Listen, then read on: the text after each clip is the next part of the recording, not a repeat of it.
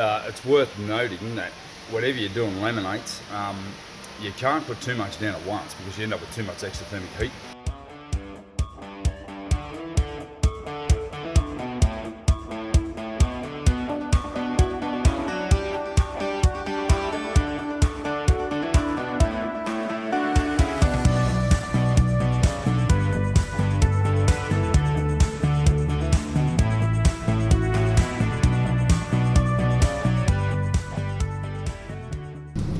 We've just managed to pack the entire boat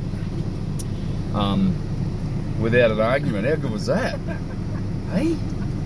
Honestly, we're going away for 2 days. 2 days. Not even one argument. Holy God. Don't jinx Well, there was even a hug in the middle of that. All right. Don't push your luck. Well, our weekend started perfectly. We had some really nice little breezes and you know, put the little boat through its paces and had an awesome start to the weekend. The wind did start to pick up, and you can see Janet and I were in fine form. Even looked like we knew what we were doing for a while there.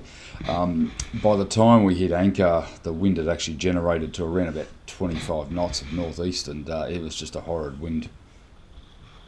So I've had a bit of a sail. We're at anchor probably for the rest of the afternoon. It's getting pretty blowy.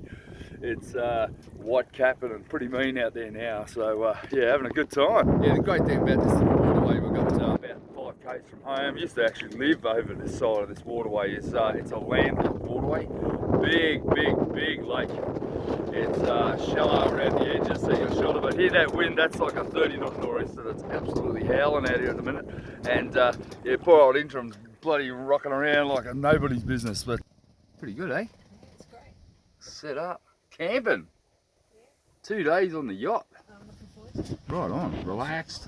Got the sun up, winds up. Sleeping here or out there, you reckon? Both. I think I'm sleeping out here if there's no mozzies. It's awesome out here. What do you reckon? What's for dinner? Nothing. Why? We forgot the pans. We forgot the pans. We've got bacon and eggs. We forgot the pans, so we can't cook it. We've got 3 cookers and nothing to cook it with, so. Can you believe this sunset? It is insane. Wow.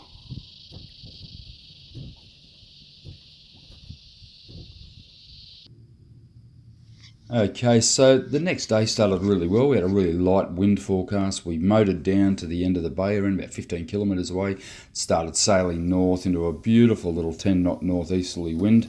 We were sort of heading across the wind and made some really nice tacks, and the wind quickly generated to around 25 to 30 knots. The boat was, we were in a little bit of trouble. We had too much sail up. We were simply out of our element, and I sent, in an effort to furl the jib, I sent Janet up onto the bow to try to deal with a flailing jib or a flapping jib. As a result of her having no shoes on and my brilliant polishing effort from months before, she inadvertently slipped into the water and I lost her overboard. What a tragic tale to be telling you guys out there in YouTube land. However, I was able to then bring the main down, deal with the jib, which was still flapping like an absolute bastard. I then collected Janet on the 3rd attempt of heading upwind and then coasting back onto motor. By the time I'd reefed her into the boat, she was covered in bruises because I actually ripped her by the bicep, and poor thing had to go to work the whole week with long sleeve shirts on because she looked like she'd been beaten by her husband. So long story short, we had a great man overboard drill practice. And yeah, this bit of sailing you're watching here is not exactly indicative of the weekend that we did have, and the look on Janet's face in a moment will tell it all. How was that weekend? It was great, but I'm tired. So Pretty tired, honey? Okay. I'm going in my car. It's worth noting that whatever you're doing laminates, you can't put too much down at once because you end up with too much exothermic heat. The problem is you're limited to around about 1,800 grams a square metre when you put it down, and that's pretty vital because the exotherm will damage the substrate below if you don't deal with that carefully. So for instance, you'd only put down 300 CSM, 1200 quad, and 300 CSM at once, which equates to 1800 as a total, because if you put down any more, you're going to end up with too much heat, which could damage your gel coat, it could do all manner of problems underneath, so well worth thinking about. So you can see here I've got session 1, session 2, session 3, and every time I'm keeping under that 1800, so I've got 600, 900, 1200 here, 1500 here, session 3 is another 1200, and then another 300, so each individual session needs to wait until the Exotherm burns off, and maximum of 1800 grams a square metre. Now, to complete this task that I've set myself up for, it is requiring major amounts of lifting modules in, out, vacuuming, keeping it clean, and a couple of you guys have remarked upon how clean my worksite is. It is a very clean worksite. I like to keep it clean because then I can immediately get on to the next level. But moving this stuff, as you can see, at a one-man show is a challenge. It takes hours and hours and hours of logistics and preparation to do 2 or 3 hours of laminating. If I had a group of guys helping me, then that'd be a different story, but you can see here that even just covering modules and making sure they're protected from overspray is a monumental task on its own, let alone the laminating that has to be done. So that's part and parcel of the job. And then back onto measuring and preparation, and I can't stress it enough, the amount of preparation, cleaning, sanding, styrene wiping, and planning that is going into this job is doing my head in. And you can see here that I have a schedule here that's actually been issued by Oceanic Yachts for the engine bay lamination area. It did require a further 7 layers to compensate for the foam that was unable to be positioned in that skeg area. And you can see here, I'm not going to try to bore you with too much more laminating, but basically that cleaning is vital to getting that any dust and any sort of impurity off the surface before reactivating it again for another layer. So just when this ends here, I think that'll probably be enough laminating in the hole for you guys for some time.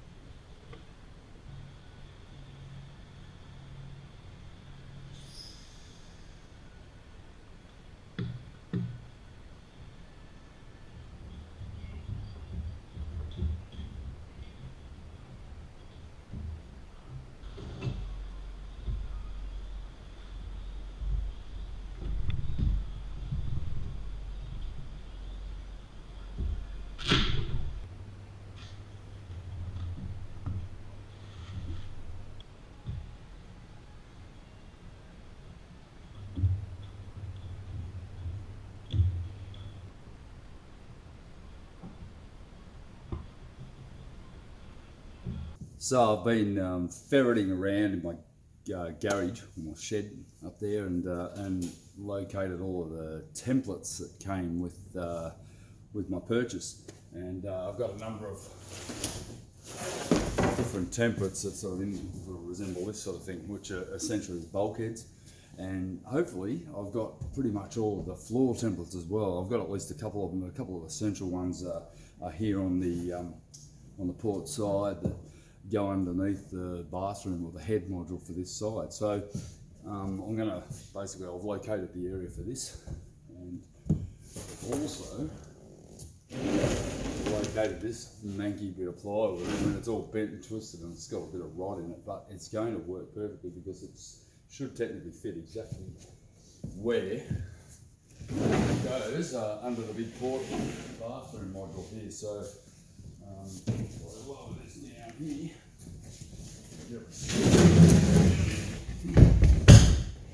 It's forward here somewhere.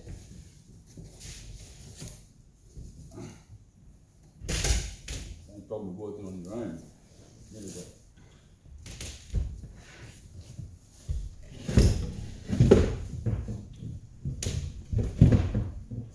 About where she sits. As you can see here, that cutout there is in fact the shower module, and then this bulkhead here will go here. You see this one here, and the floor, and there's another bulkhead that goes underneath it, but in between that is my fuel tank, my 400 litre diesel tank, and yeah, so nice to see some bits and pieces actually starting to come to form inside. So as you can see here in the time lapse I've got here, basically lifting these modules in and out of the hull is quite time consuming.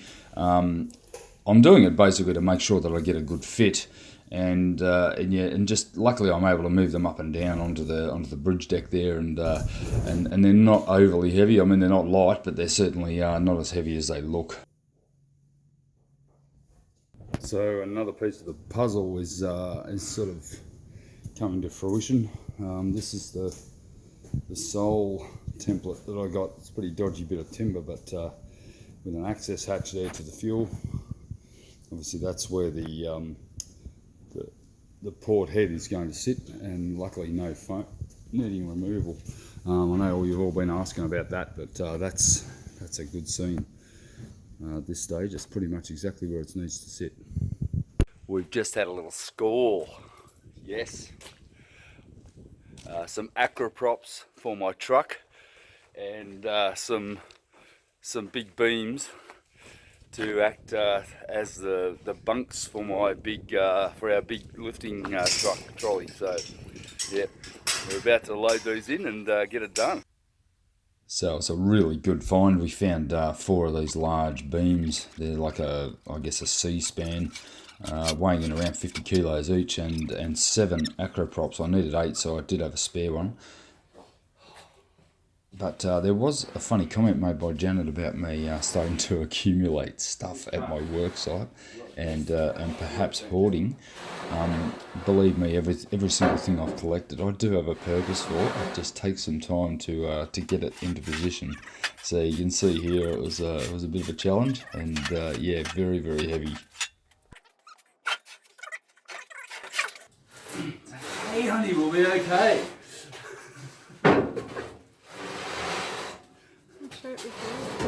I reckon Doug at SBC could be proud of me, don't you think, honey? Yeah.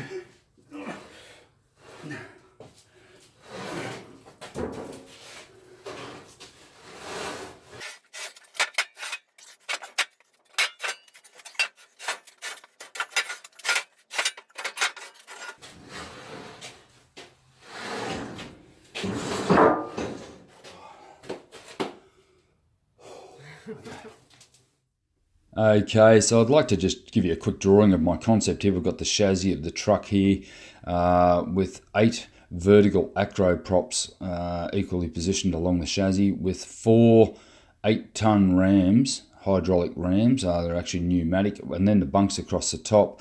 You can see here the 2 uprights, the bunk across the top, and then the jack in between, allowing for upward and downward movement of that bunk. This will enable me to be able to lift the mould, and also to be able to use it to launch my boat off ultimately down in my river system. So hopefully it all works, and we're going to go from there. We've got a couple of days out. Nice to get away from home and get away from some work.